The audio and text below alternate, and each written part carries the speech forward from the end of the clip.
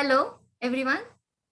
Good afternoon to one and all present. On behalf of P.E.S Modern College of Pharmacy, Nigdi, I welcome you all to short-term training program sponsored by AICT on innovations in effective teaching, learning, pedagogy, and research skill development. I welcome our honorable guest, Dr. Rupesh Chikhale.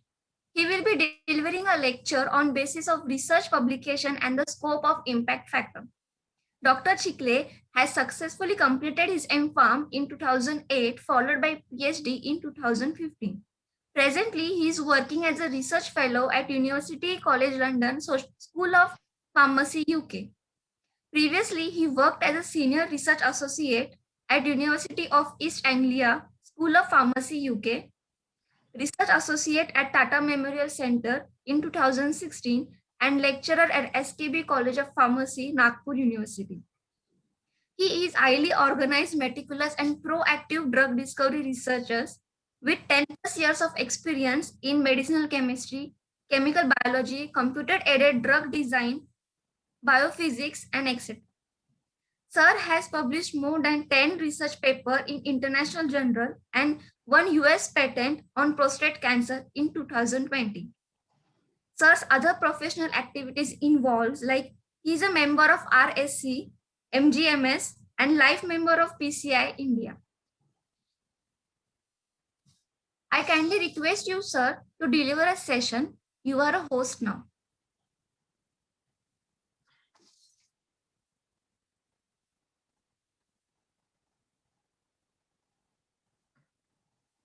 So I can't share my screen here. Okay.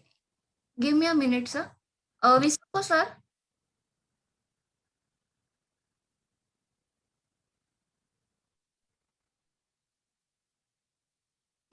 Now, sir, please check. Sir, you are host now. Yeah. Can you? Screen is sharing, sir. Yeah, sir. Now it is visible. Okay, great.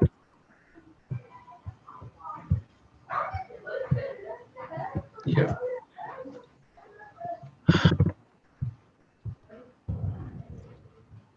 Good morning, all of you. Morning, sir. Good morning. I'm audible, okay? Yes, sir.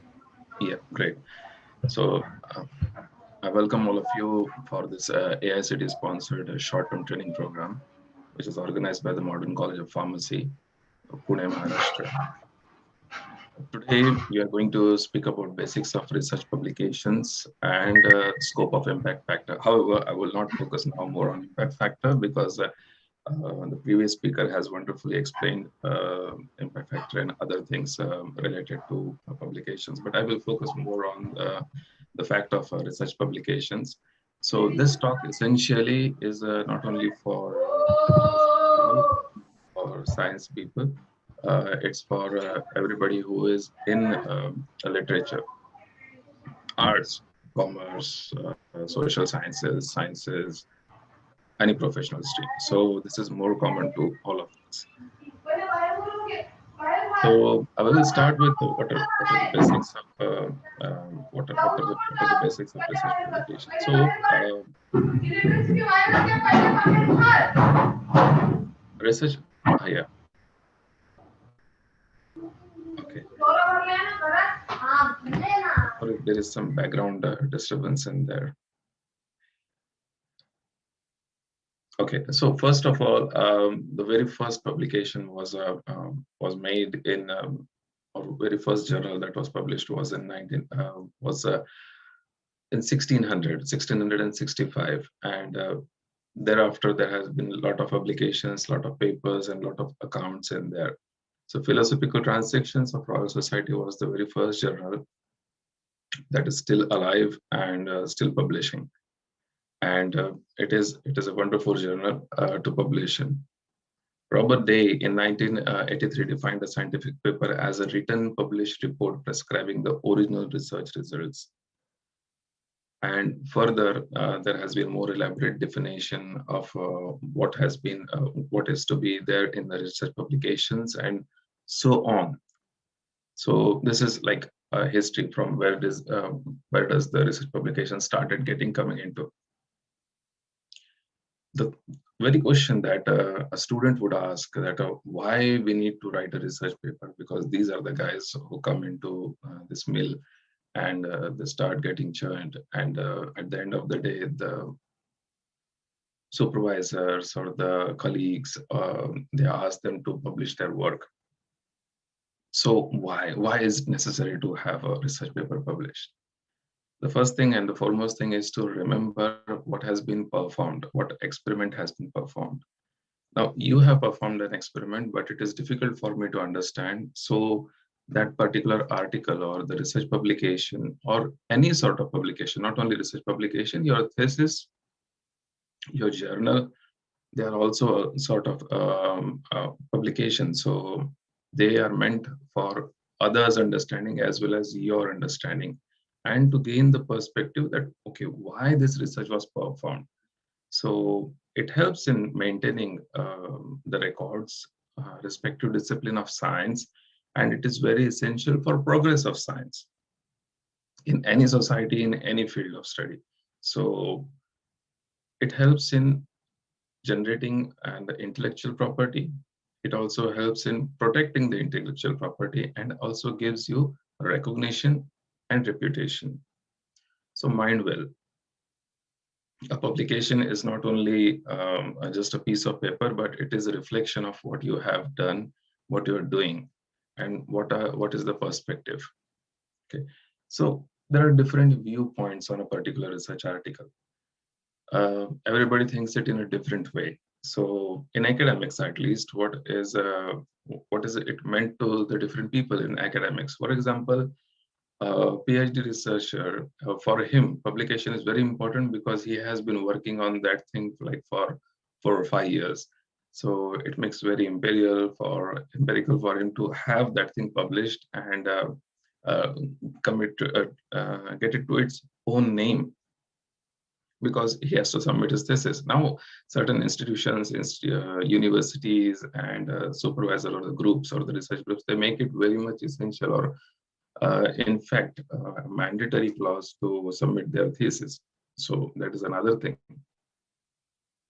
But in case of certain institutions or certain countries, the system is that unless and until a researcher or a regular employee, like a lecturer or a teacher or anybody who is guiding students, should publish the article so that they can get progression in their regular jobs.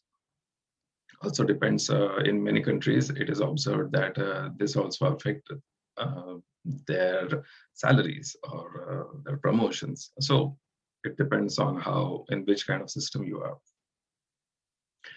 So before so now when you know that it is essential for one or the other thing in your life as a scientist or as a researcher, it becomes important to understand what it should contain.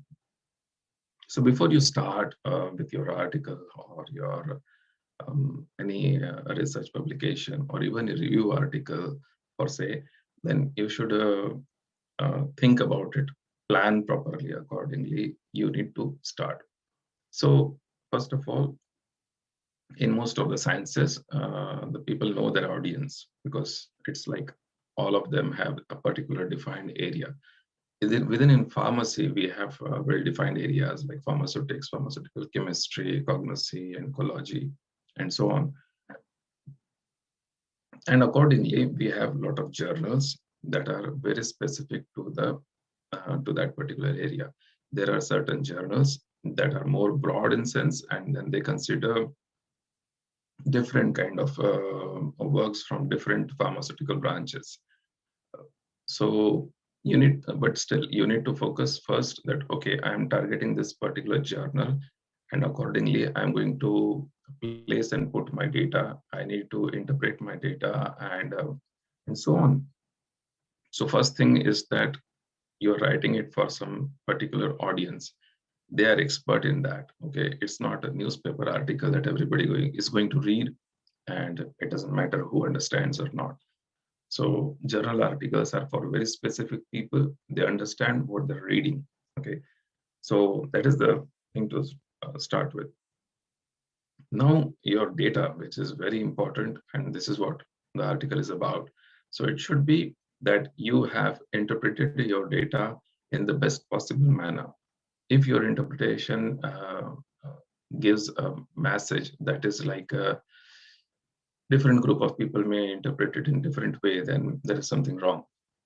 It's better if you know that your data can be interpreted in more than one way, then you can yourself present it and try to infer it.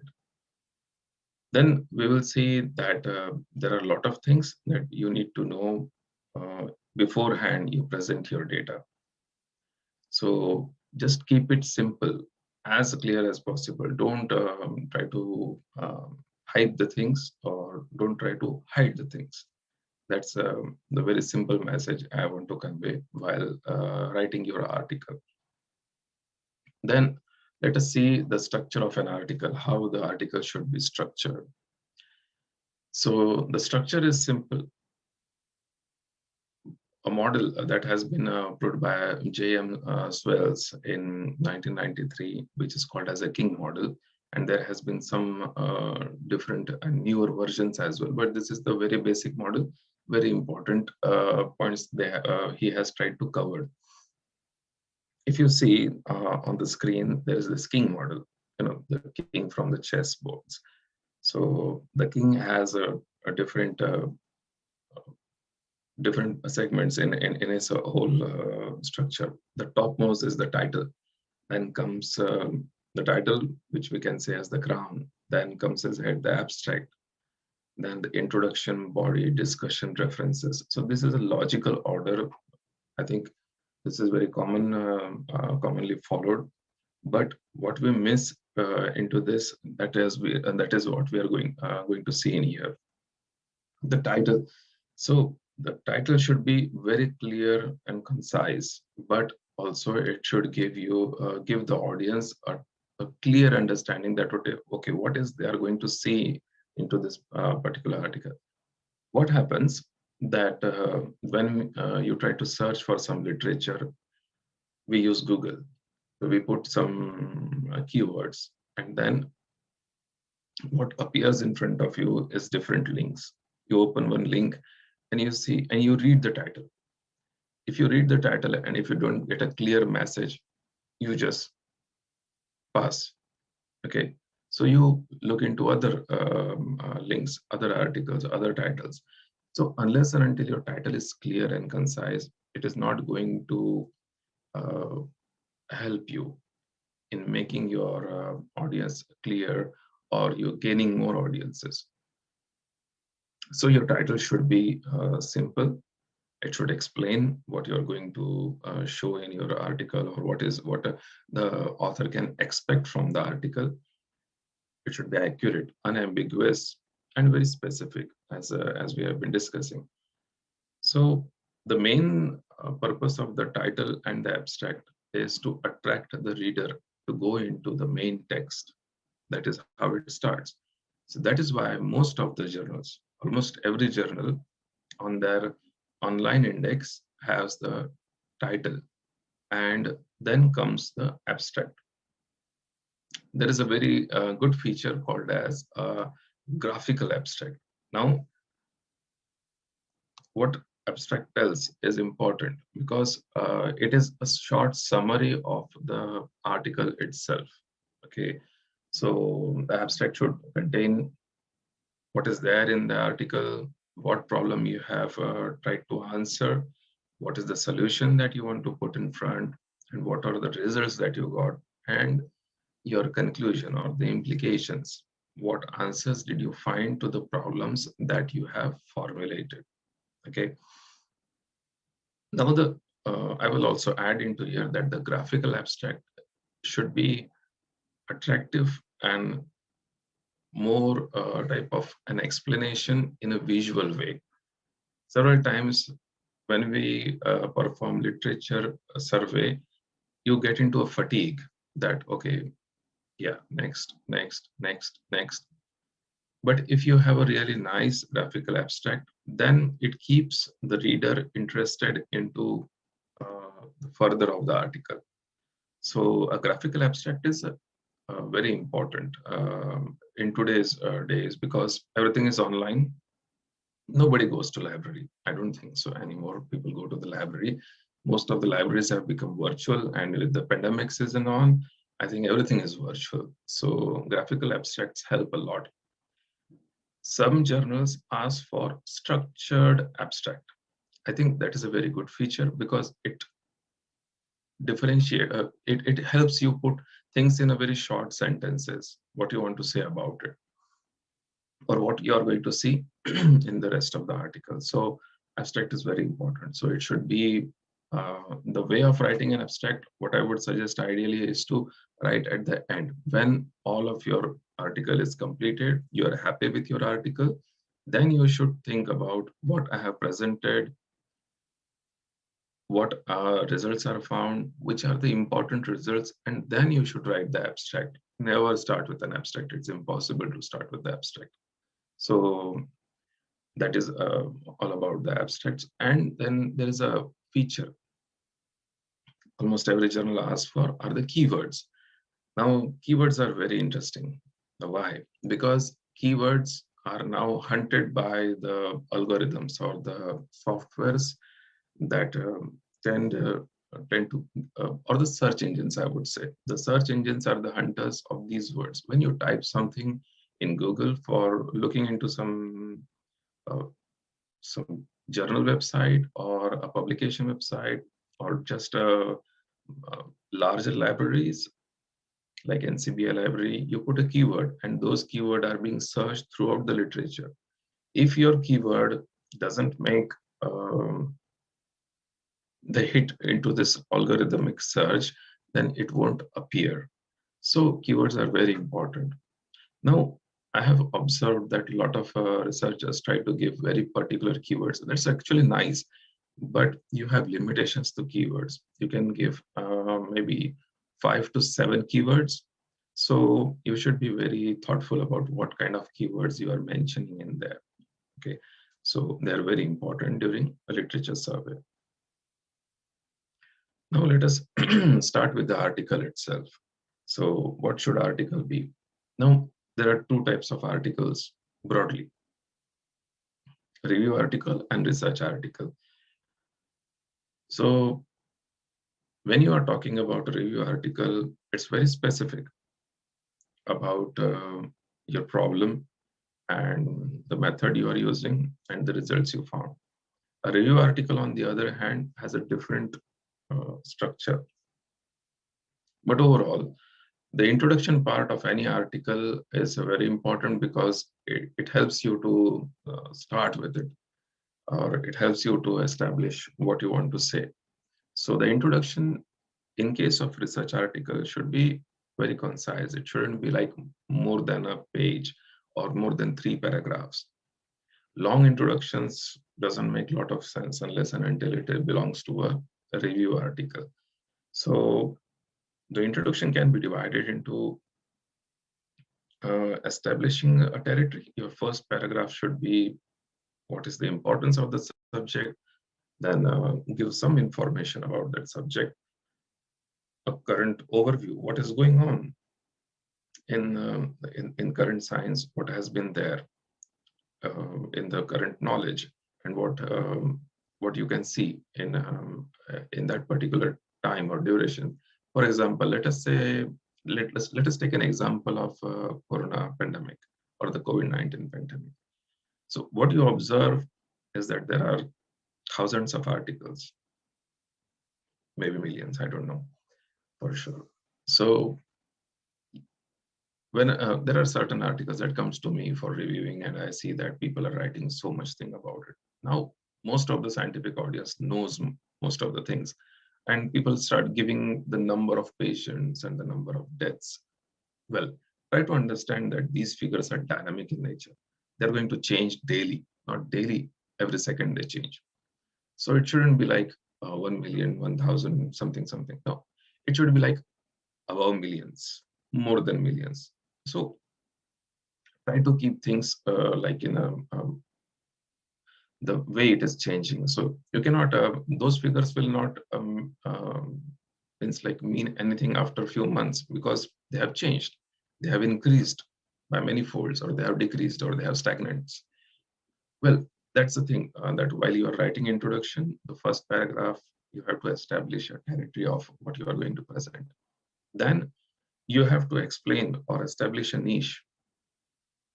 Now, this niche can be anything between your assumption, current assumptions, known knowledge, any of the gap in the known knowledge, and this will help you formulate your own question. So the second paragraph or the third paragraph, I would say, for your introduction should start piping towards what you are going to say about your article, and connect to the last paragraph or third paragraph, or say towards the end of your introduction, in which you are taking control of your article, where you are telling about what you are going to say, what is your opinion, what is your problem that you are trying to put forth, what is your important characteristic of your problem, and what are the important results that you have found, and you are trying to either challenge them or complement them, or you have some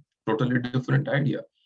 And this is how you end to the introduction section by saying that, okay, this is what I'm trying to propose, and this is how it is going to be. It's like give few sentences about what you are going to show or what is expected in the next portion of the article. Now, the important part of the article, that is the body. Now, it answers to questions, the research questions, how they are addressed or how they were addressed. So it should contain your material, methods, protocols that you followed, and then it has to contain the results. Several journals or several editors asked you to fuse the result and discussion section.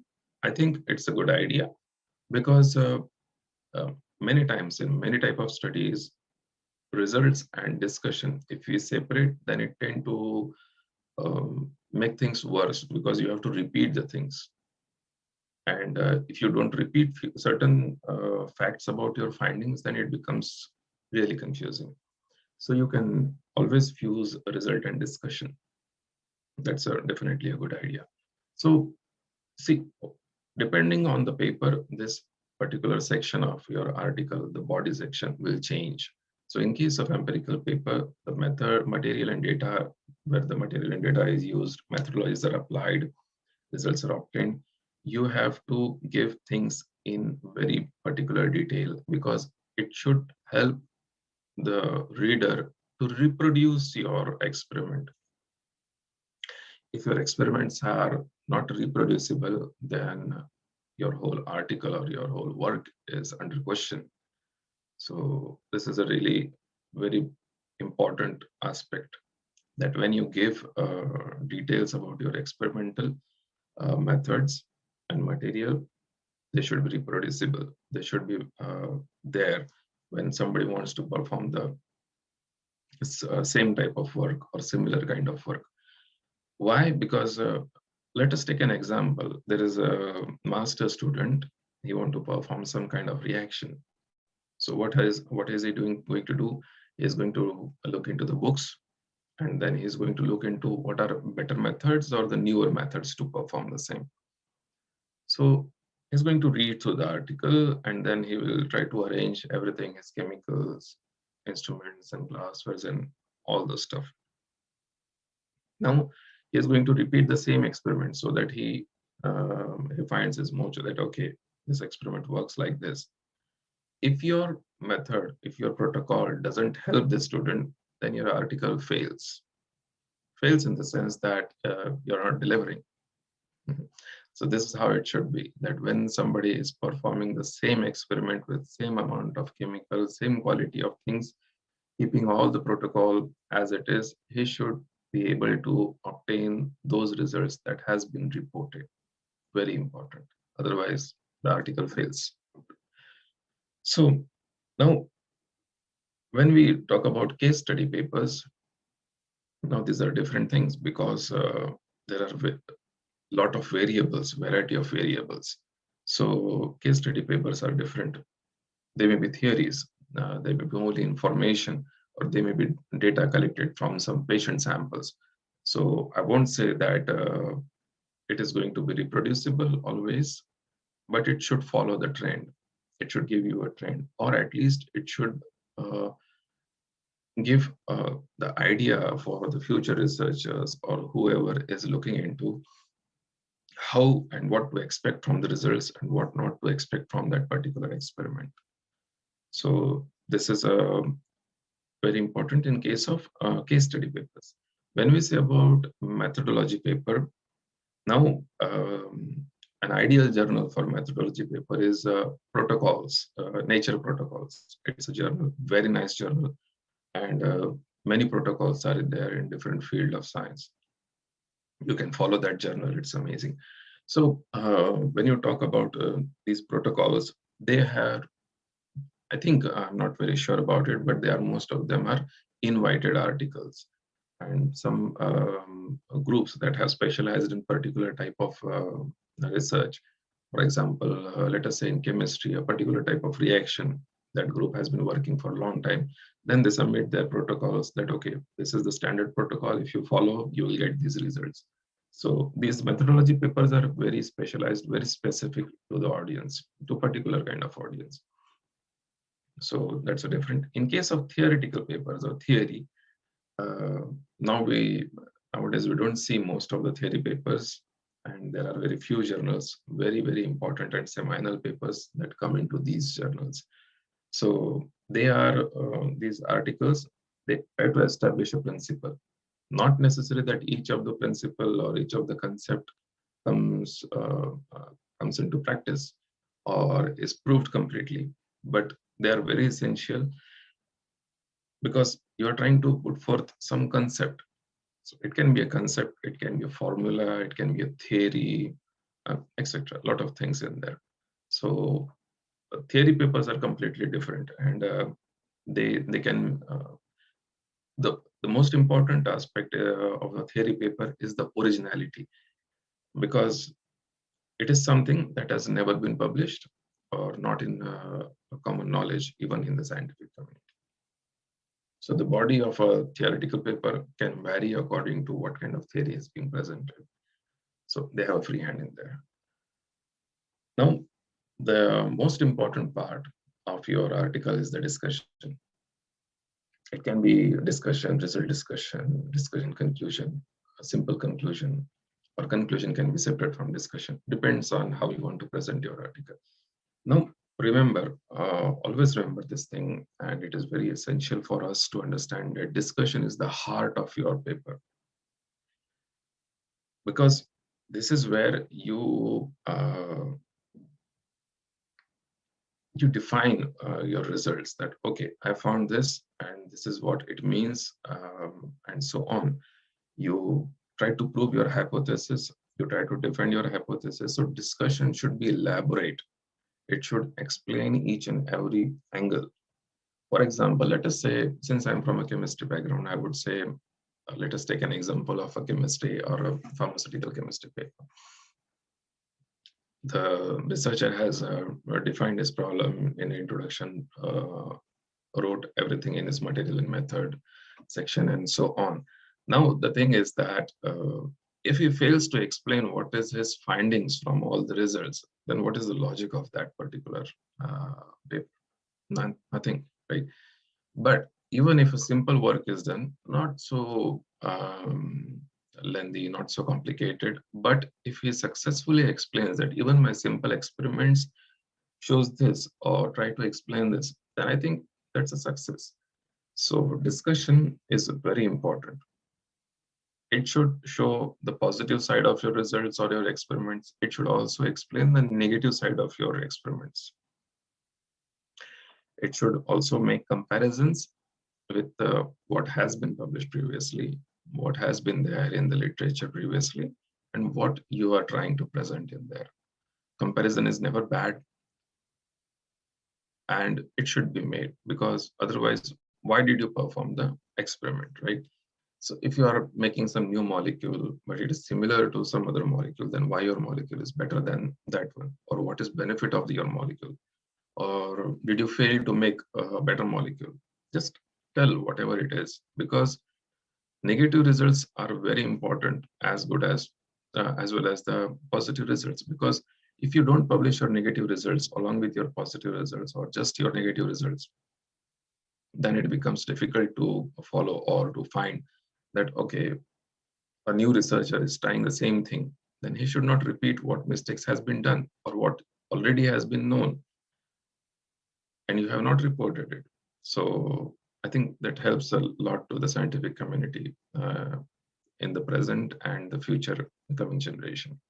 So discussion is very important part of a research article. Now, let us say the last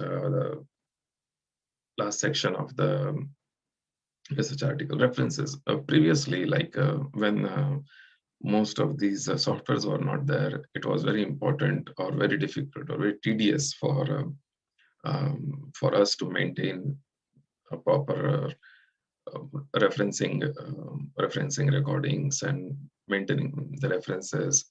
So, but now we have a lot of softwares. Some are licensed versions, some are free to use, and I strongly encourage all of you or everybody to use these softwares, because they help you save enormous amount of time, also avoid mistakes, and you can cite your references on the go. You don't need to complete your article and then you cite the references. Also, it creates a library, a local library of references or literature that you have been reading, or you want to collect, or you want the collection of. For example, in Mendeley, I won't say about EndNote because it's a licensed version. Many people have difficulty. Mendeley is a nice software, easy to obtain, easy to install, easy to maintain. If you are in a particular research area and if you're going to continue in that for rest of your research career, then I think you need to have that particular literature you collected for your first article and throughout your collection, because you may need those articles anytime in the future to just go through. You don't need to go into Google and search for that article again. You can just go into your library, click on that article, find the PDF, and there it is. So use this reference managers. They are very important. Yeah. Then nowadays there are a lot of preprint servers. I think there is a like bunch of them now, and everybody knows about these preprint servers. They're very good in the sense that once you are finished with your article and you are confident that, okay, my work is complete in here, you put them on the preprint servers and they are open to the scientific community. The benefit is that people know that, okay, this work is done or this kind of work has been done, and it is there while you are in the process of publishing your article. So managing or uploading your research article on any of this preprint server doesn't hamper or harm your research article in any way. There has been skepticism at the very beginning, but now I think more and more people are open to these ones. So I wouldn't go into deep into that, but I think this is a really nice tool nowadays available to us to present our research beforehand. It's like before publishing it into a standard journal. Then I would try to come into the very important part of a publication cycle, that is submission to the journal and the factors affecting the outcomes of that particular process. So when you submit to a journal, there are different things. First of all, you need to find a proper journal, but you already have found it. Since you started your article, you had target journal in your mind. So if you are having second thoughts after finishing your article, you can still select another journal in the same line, depending on how what kind of results you have obtained or achieved. So journal themes are there, and you should, before submitting your article, just go into the aims of that particular journal, what is the scope, and that will help you decide whether that journal is good for you or not. Also try to see that what is the duration of the publication cycle. Means if suppose you submit your article to a journal and that journal takes like 2 or 3 months for first outcome, I don't think so you should submit there. Why? Because things are folding very fast nowadays, and journals have no doubt they have put all the efforts into this, that they give you at this first decision within first 4 weeks of submission. Most of the journals do, but some journals, I don't know what is their problem, but once you submit to them, you need to forget about the article. It takes like 3 4 months, sometimes more, maybe more than that. It's not worth. The best thing is that submit to those journals that are very dynamic in nature. You submit the article and you get the first result or first outcome either in a week or in a month, depending on how your work goes on or progresses in that particular cycle. The image in here, you might have seen that image. It is a very popular one that a scientist works hard and then he has to run through this particular churning mill to get his article published. Well, this is how it works. We can discuss this. I don't think so at this particular moment, but sometime later. The important thing is that your originality and the literature coverage is very important.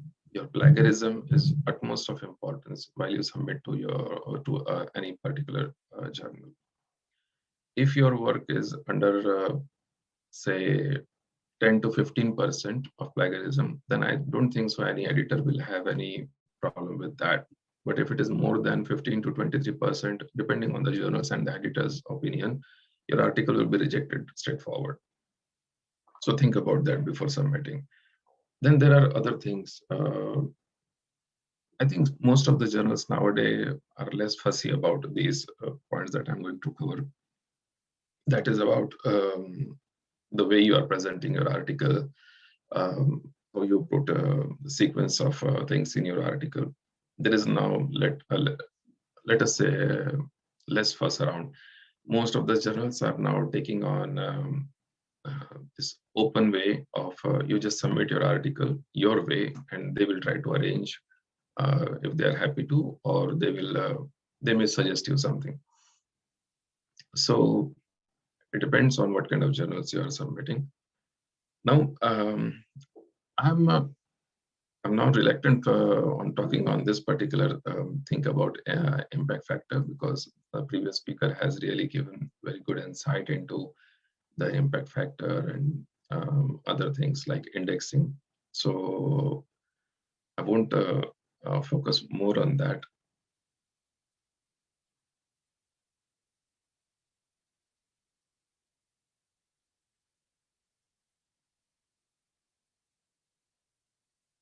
I will go directly onto the databases, because many people find it more confusing sometimes about how to make the literature survey.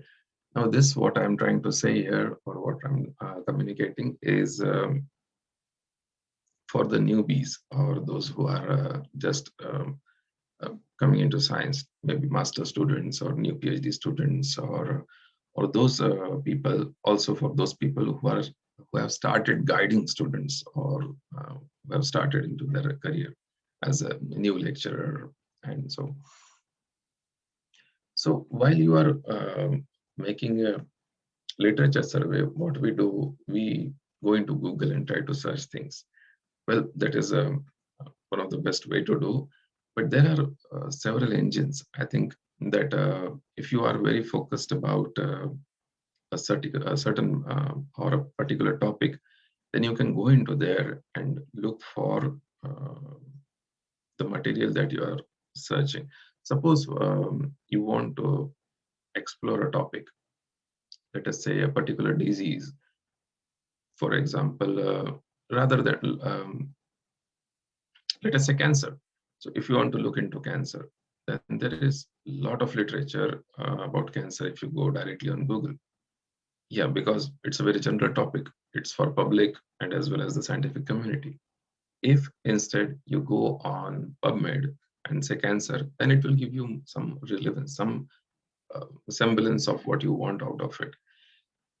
I would suggest that instead of querying for such broad keyword, you should be very precise about what kind of cancer you are trying to look into. If you are looking into cancer, but not into the type of cancer, but for cancer drug discovery, then what kind of drug discovery you want to do? Do you want to do applied search, or you want something like basic science search, or anti-cancer drug discovery, or a particular nucleus for say? So you can go into that and search in the particular or very precise publication pages. Let us say Science Direct, for example. If you go into Science Direct, in the search dialog boxes, you just put your keywords and then you look into what you want to obtain out of it, or you go on to CAS or ACS and so on. If you want to search for Google only, then go into Google Scholars, because you will have a proper dialog box and it will stream you into that particular region of the scientific article or scientific literature, rather than just wasting your time looking into very general things. So that is one of the way. The other thing is that there are specific journals. If you know that these are the journals that publish what kind of work you want to do, go to those journals and look into the articles from there. You don't need to waste time into going into a general search. So a focused search and focused search engines, I think that is the best way to start with your literature survey. You can go on different journal websites. You can go on different platforms, or you can go to databases and make your search. As I mentioned about Mendeley, you can search in Mendeley not only for your references but also for literature. You can find a researcher as well on these databases. For example, let us say um, Ramanujan. Okay, if you go into Ramanujan, you will find 8 seminal papers published by Ramanujan some 40 years back, or I don't know, 30, 40 years back, and see how he established the theory for Ramachandran plot, or the phi-psi angle plot for a protein structure, or for the protein dihedral. So a focus search, if you go into Google and say Ramachandran, it will give you everything. Some singer, some actor, some scientist, or some businessman, or some local guy. But if you go into the scientific databases, you will know that, okay, these are the scientists known as Ramanujan or Ramachandran, and they have did these scientific activities.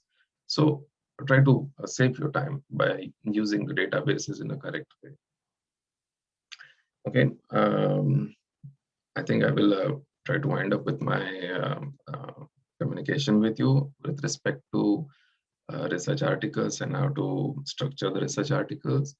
I have skipped that impact factor part, but I'm open for discussion on that part if you have any queries.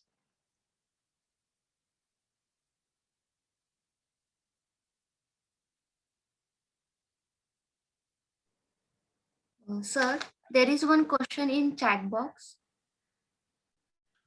Okay. Is there in collective database for search of research, review articles and patents for novelty of our project work? Sorry, can you repeat it for me again? Is there in collective database for search of research, review articles and patents for novelty of our project work? Yeah. So if I'm getting your question correctly, I think you are asking about a database that contains everything, right? Yes, sir. So yeah. So most of the database are meant for this particular thing, that they give you all the available information in a particular in a particular place. If I talk about chemistry, then you can go into CAS. Okay, so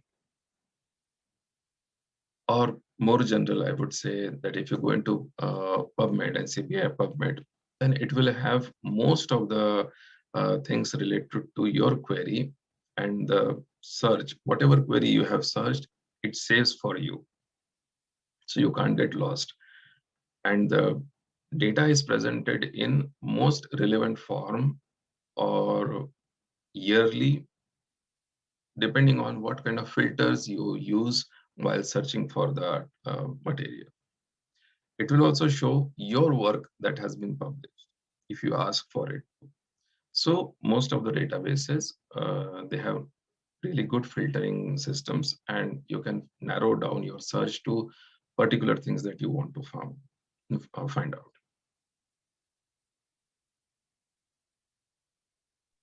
Sir, Yes. one Yeah. question.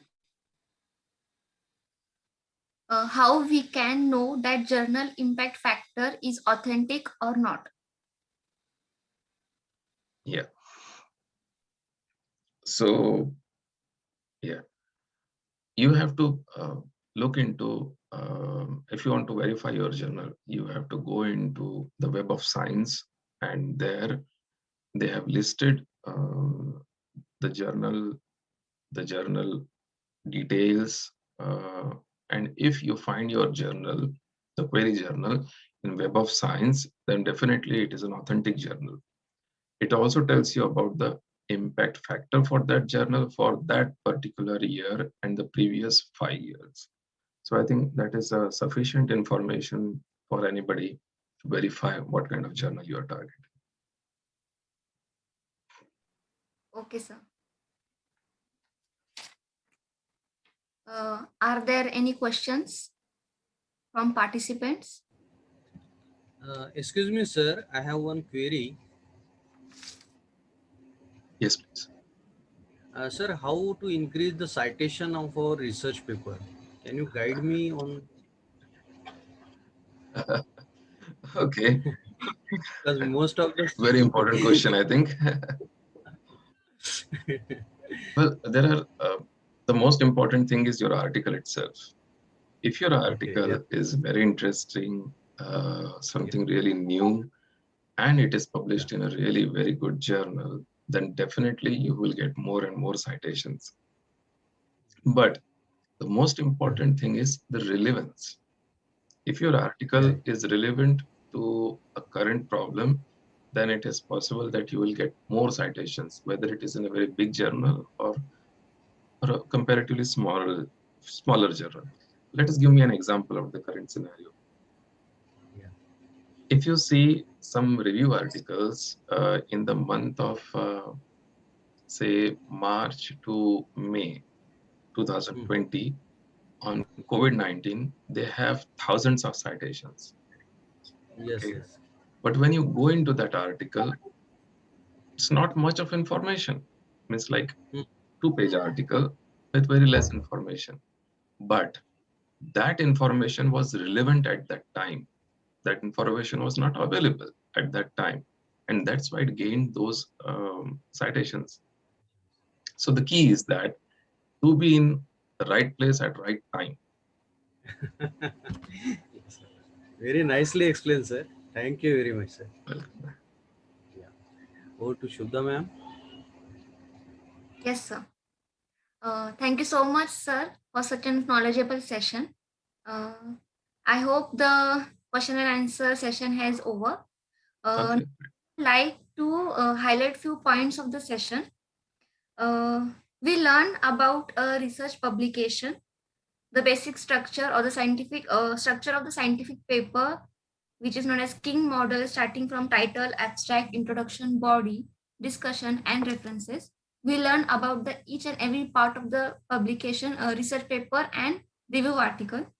Then submissions to journal and factors affecting the outcomes, like significance of contribution, originality of work, and coverage of relevant literature. We also learn about the database like CAS, Embase, Google, Google Scholar, Ingenta, then Scopus, Science Direct, and etc. Uh, Now, I would like to thank Sir for sharing your ideas, knowledge, and your valuable time with us. Now I kindly request you, sir, to accept a virtual bouquet and certificate on behalf of our principal, Dr. P.D. Chaudhary, sir, and STTP coordinator, Dr. Vithal Chopre, sir, and team. Thank you so much. I Thanks, take sir. the opportunity to thank sir and all participants for attending and cooperating with